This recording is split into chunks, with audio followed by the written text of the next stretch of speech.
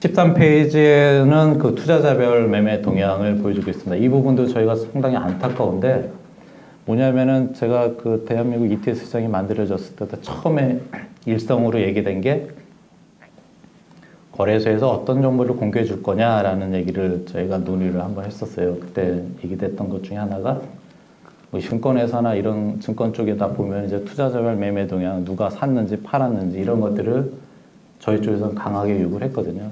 개장할 때.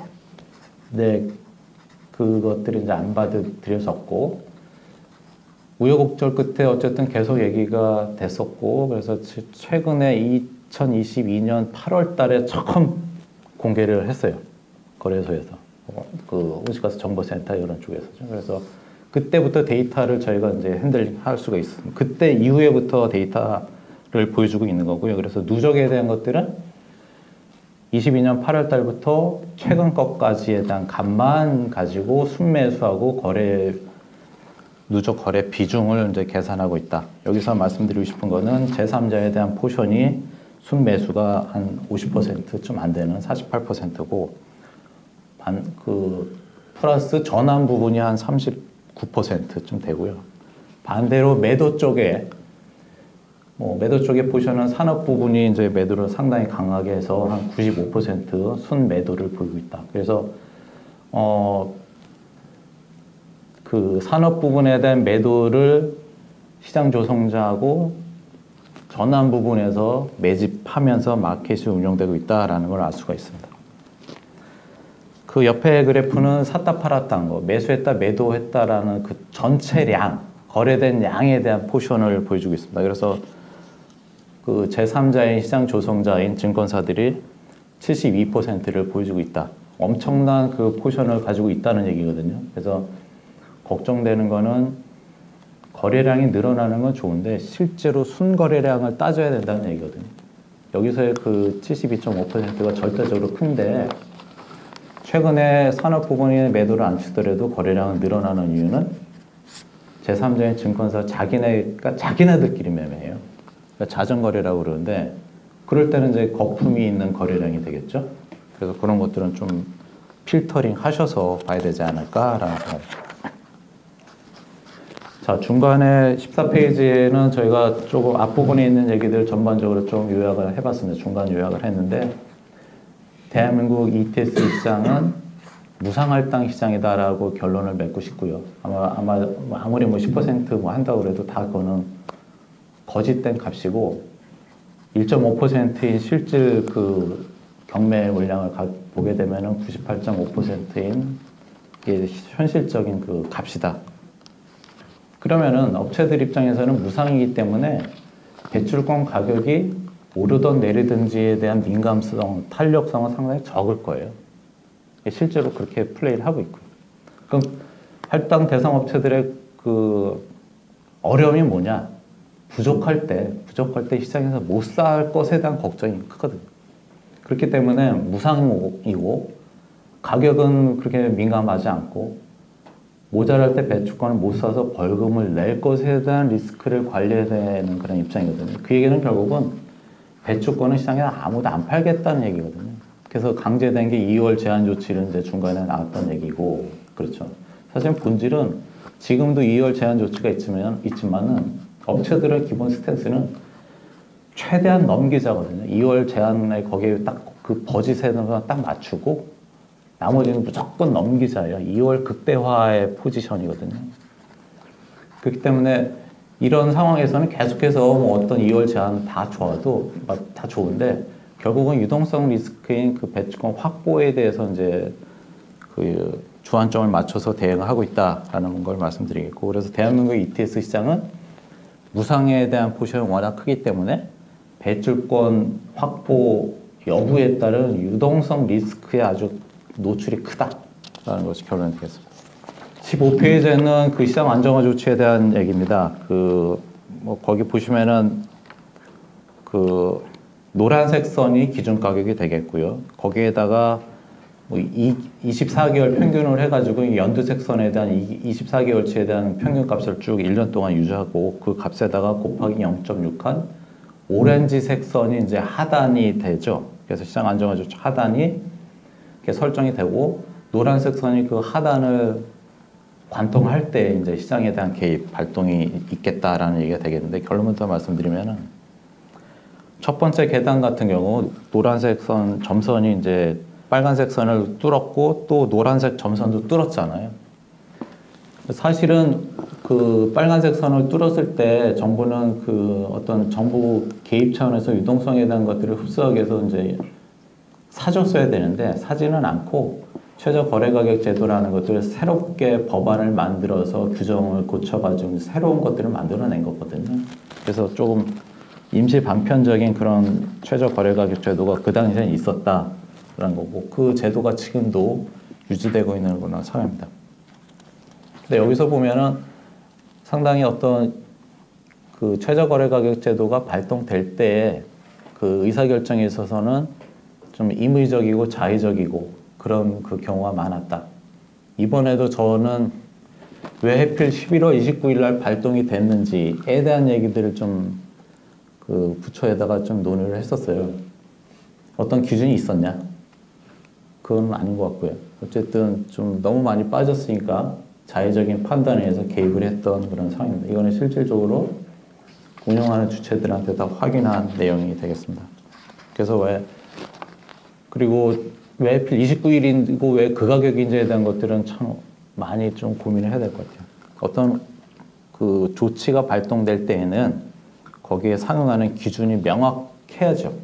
그게 없으면은 시장 참여자들 그 자체가 불확실성이고 리스크거든요. 준칙이 없이 했다는 얘기가 되겠죠. 16페이지에는 경매시장 쪽에 대한 수급 상황이고 어쨌든 결론부터 말씀드리면은 코로나 이전에는 수요 우위였고 경매시장도 코로나 이후에는 공급 우위였기 때문에 가격에 대해서 이제 등락폭이 컸다. 그래서 최근에 좀 관찰해야 될 대목 중에 하나는 너무나 많이 남아도니까 현물 시장에서 경매 며칠 전에 현물 시장에 대한 가격을 매도를 많이 쳐서 끌어내리고 며칠 후에 경매 시장에 그 싸게 반영이 되거든요. 현물 가격이 그 다음에 그러면은 싸게 이제 경매 시장에서 그 물량을 흡수하는 그런 매매도 있었다라는 것들을 추적해 볼 수가 있습니다. 17페이지는 저희가 그 2019년 1월 달부터 최근까지 경매 시장에 대해서 수급에 대한 것들을 쭉 그래프로 이제 보여주고 있습니다. 어쨌든 코로나 이후에는 발전 전환 부분에 그 부분이 좀 많이 남아 돌아서 할당권이 많이 남아 돌아서 이제 그 경매 시장을 통해서 강하게 매집하는 그 힘은 이제 많이 약화가 돼 있다. 그래서 매수세가 많이 줄었다. 18페이지에는 저희가 이거는 따로 저희 회사만 갖고 있는 지표 중에 하나인데 발전 회사들의 입장에서 탄소 시장에 대해서 어떻게 보는지에 대한 것들을 간단히 이제 말씀드릴게요. 대체로 보면 유럽 같은 경우에는 전력 시장에서 이 포지션이 워낙 크기 때문에 그들이 보는 마켓에 대한 투자 지표들이 있습니다. 그 중에 대표적인 이제 클라이밋 스프레드, 크린 다크 스프레드 이런 것들이 있는데 여기서 크린 다크 스프레드에 대한 개념은 전력 가격 빼기 다크가 이제 어둡잖아요. 그래서 석탄으로 보시면 돼요. 전력 가격 빼기 석탄 가격 빼기 탄소 배출권 가격이 플러스냐 그렇게 정해 내리고요. 그래서 플러스가 되면은 석탄 발전을 하고 탄소 비용까지도 커버함에도 불구하고 전력 판매한 가격이 이익이 난다라는 얘기가 되겠고 그 밑에 있는 크린 스파크 스프레드는 전력 가격 빼기 가스 가격 빼기 탄소 배출권이거든요. 그거 했는데도 불구하고 마이너스다라는 얘기는 가스 가격이 상당히 비싸기 때문에 전력 가격에서 빼더라도 마진이 없다. 결론부터 말씀드리면 대한민국 ETS 탄소 배출권 시장 포함한 에너지 시장은 석탄 발전을 통한 마진은 여전히 플러스다. 그리고 중간에 파란색 선이 2015년도에 많이 레벨이 낮아졌잖아요. 그 전에는 상당히 높았는데 그것에 대한 해석은 탄소 배출권이 상장된 2015년에는 그 값을 뺀 그 값이 되겠고 그 이전에는 탄소 배출에 대한 코스트가 없기 때문에 뺄 수가 없었죠. 그래서 이 지표의 의미는 탄소 배출권 거래 제도로 인해서 석탄 발전에 대한 마진이 많이 줄어들었다. 그 얘기는 석탄 발전에 대한 포션이 점진적으로 줄일 수 있다는 여지를 보여주고 있는 그런 내용이 되겠습니다. 19페이지에는 하도 그 가격에 대해서 기준이 없고 이게 지금 형성되는 가격이 비싼지 싼지 뭐 이런 잣대가 없잖아요. 그래서 저희가 이쪽 탄소배출권 시장에 있어서 수급 지표들을 다 애그리게이트 해가지고 그러니까 뭐 거래량이든 뭐 이것저것 데이터를 다 모아가지고 적정한 그 기준 가격을 뽑아봤습니다. 그래서 지금 대한민국의 뭐 8,500원짜리 시장이 저희 쪽에서 바라본 기준하고 봤었을 때 어느 정도 저평가되고 있는지 고평가되고 있는지 이런 기준 잣대를 마련했고요. 그래서 뭐 결론부터 말씀드리면 대한민국 ETS 시장의 KAU 가격은 상당히 싸다. 다음 20페이지에는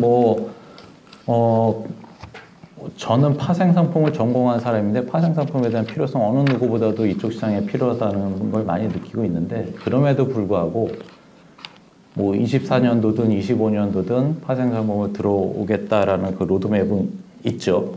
그래서 그 부분에 있어서 좀 몇 가지 말씀드릴 게 있는데 현물 시장에 대해서 지금 거래되고 있는 스팟 시장이 현물 시장이 지금 상태로 계속 유지되면 파생 상품은 도입할 필요가 전혀 없습니다. 저는 파생을 좋아하는 사람인데도 이렇게 얘기를 한다는 얘기는 현물 시장에 대한 것들이 불안하고 부실하면은 이런 표현을 한번 드려볼게요. 엄마가 건강해 애기도 건강한 애기 나오잖아요. 엄마가 되는 시장이 현물 시장이거든요.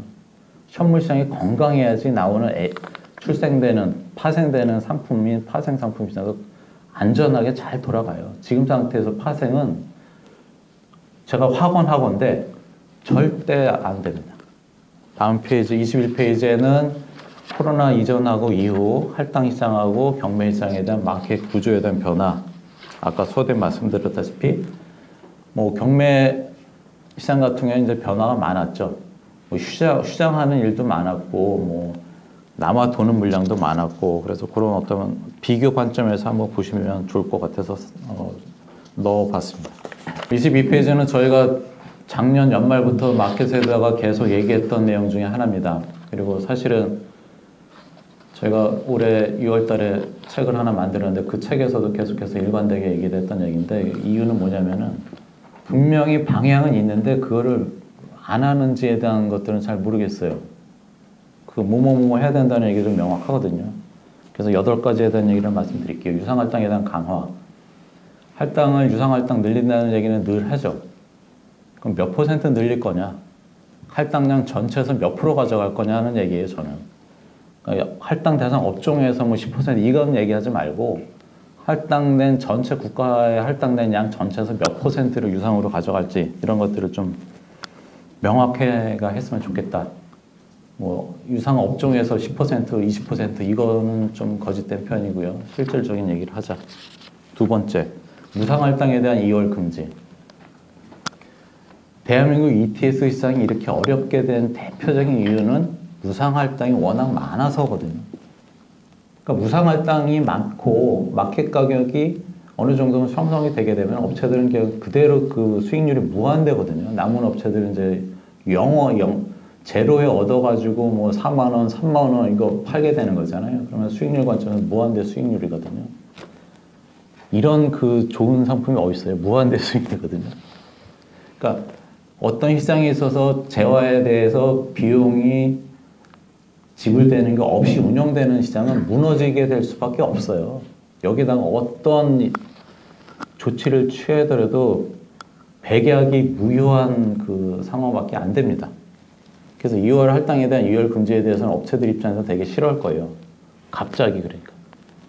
근데 어쨌든 무상으로 받은 거는 올해 거 받은 건 올해 거지만 쓰고 끝내야 되겠죠. 그걸 왜 계속해서 제가 돈 주고 산 것이 아닌 재화인데 그걸 왜 계속해서 재산권이 있는 것처럼 플레이하는지에 대한 것들을 조금 고민해야 된다. 그래서 무상할당이 남았다라는 거는 2월 제한을 하지 못하게 하고 유상으로 샀는데 남았다. 그건 무제한 이유를 알아서 하게끔 좀 강제해야 되지 않을까라는 소견입니다. 시장 안정화 조치에 대한 개선. 이것도 마찬가지로 그 뭐 KETS를 도입하겠다 얘기했는데 그거는 벌써 뭐 5년 전에 다 얘기했던 얘기예요. 뭐 최근에 나온 얘기는 별거 새로운 게 아무것도 없습니다. 5년 전에도 벌써 저희 회사도 그 교수님들하고 그 용역을 다 했었고요. 5년 전에도 다 했었고 그때 다 결론 다 냈거든요. 그러니까 유럽에 그 따라하자, 뭐 캘리포니아 ATS 따라하자 다 있었던 얘기인데 뭐 지금 새롭게 나올 건 없고요. 그래서 늘 나오는 얘기들 보면은 저희 입장에서 보면은 진짜 이거 제대로 된 얘기들은 없다. 그런 것들이 좀 아쉽습니다. 그래서 개선 조치는 상당히 많아요. 결국은 탄소 ETS 시장에서의 관건은 뭐냐면은 공급 사이드를 통제하는 것들에 대한 정책적인 제도적인 보강이 반드시 선행이 돼야 됩니다. 카본 시장에서 디맨드 수요 사이드에 대해서는 업체들이 해야 될 영역이기 때문에 우리가 할 수 없는 거죠. 그 부분은. 근데 정부 정책 당국에서는 공급 사이드만 핸들링을 잘하면 경매에 대한 것들을 이제 예를 들어보죠. 가격이 오르면은 경매 물량 왕 풀어서 가격 통제하고 모자라면은 물량 풀어서 또 공급해주고. 그러니까 경매 쪽에 대해서 물량을 풀었다 늘렸다 하게 되면 충분히 가격 통제력을 확보할 수 있거든요. 이게 이제 유럽 ETS 시장의 어떤 기본적인 스킴이 되겠습니다. 그래서 시장 안정화 조치는 반드시 뭐 최근에 뭐 경매 물량 하겠다는 얘기 했는데 그 얘기는 벌써 뭐 5년 전에 나왔던 얘기고요. 그래서 그 부분은 이제 받아들이는 데 있어서 5년에 대한 시간이 걸렸다. 그 사이에 이제 시장 참여자들은 많이 고생을 한 거죠. 개인 투자자에 대한 참여 허용. 어떤 시장이든지 간에 개인 투자자가 들어오지 않으면 그 시장은 그렇게 성공하기 어렵습니다. 이거는 제가 그 션업에 있었을 때에 대한 그 상품 그 상장할 때 이렇게 보게 되면은 개인 투자자들에 대한 참여가 상당히 중요해요. 그래서 이거는 좀 고민을 해야 될 것 같고요. 장내 거래 의무화, 아까 얘기했듯이 장외 포션이 워낙 크면,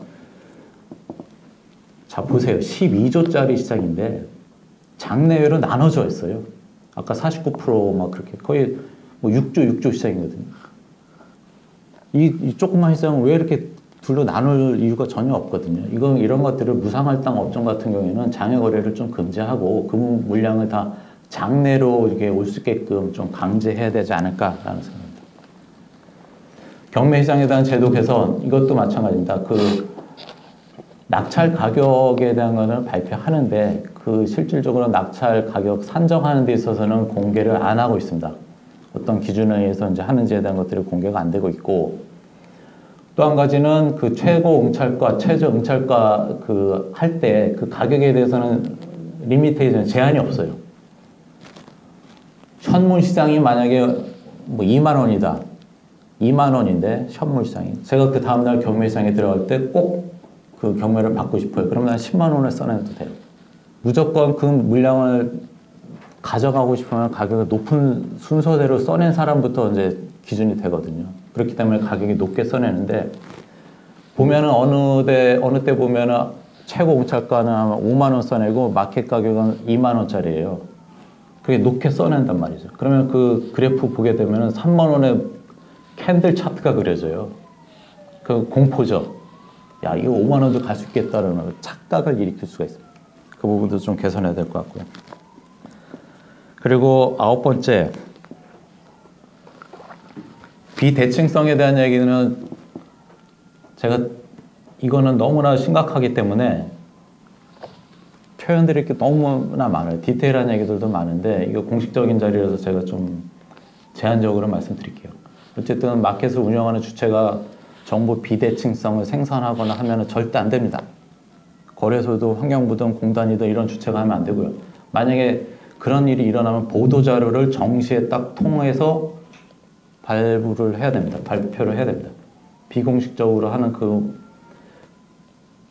행동들을 더 이상 하면 안 됩니다. 이거는 심각하기 때문에 말씀드리겠고, 만약에 탄소 배출권 시장이 더 디벨롭 돼가지고 개인 투자자 들어오고 파생 들어오고 막 이런 거 들어오고 뭐 외국인 들어오고 막 했었을 때 지금과 같은 그런 정보에 대해서 애티튜드를 보이게 되면 이거는 분명히 소송감입니다.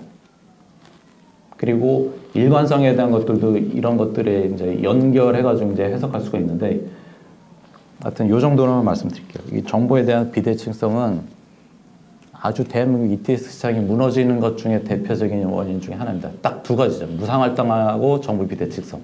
이거 개선 안 되면은 이후에 일어나는 모든 것들은 다 불법이 될 수가 있습니다. 파생상품에 대한 도입은 아까 얘기했듯이 스파 시장이 엉망인데 파생상품은 들어오지 않아야 된다. 제가 그 22페이지 준비한 건 얼추 다 말씀드렸고요. 제가 말씀드리고 싶은 건 딱 그거예요. 아까도 중간에 말씀드렸지만은 탄소 배출권 시장에 있어서 공급 사이드에 대한 것들을 잘 통제, 제약을 하게 되면은 대한민국 ETS 시장은 어느 정도 성공이 될 수가 있습니다. 그 중에 하나는 그거거든요. 경매 시장에 대한 것들에 대한 포션을 늘려야 된다. 이 얘기 다시 표현하면 유상할당에 대한 포션 늘려라는 얘기죠. 그러면은 지금 상태에서 무상으로 쭉 잘 왔는데 어느 순간 갑자기 유상에 대한 포션이 늘어나면 그 해당 업체들에 대한 반발이 크겠죠. 어느 순간 우리 회사의 그 제품의 수출 경쟁력이 악화가 되어 뭐 이런 얘기를 하실 거란 말이죠. 그 부분은 경매 시장에서 수익금이 있거든요. 그동안 유상할당에서 얻어낸 그 수익금의 규모가 혹시 얼마인지 아세요? 1조 한 3천억 원이 됩니다. 그 물량을 유상 포션이 큰 업종에다가 좀 지원해 주는 거죠. 그래서 조금 그 반발이라고 그럴까요? 그런 것들을 조금 그 유상 수익금을 통해서 이제 조금 지원해 주는 것도 또 필요로 하지 않을까라는 생각. 이상으로 제가 준비한 발표는 마치겠습니다. 고맙습니다.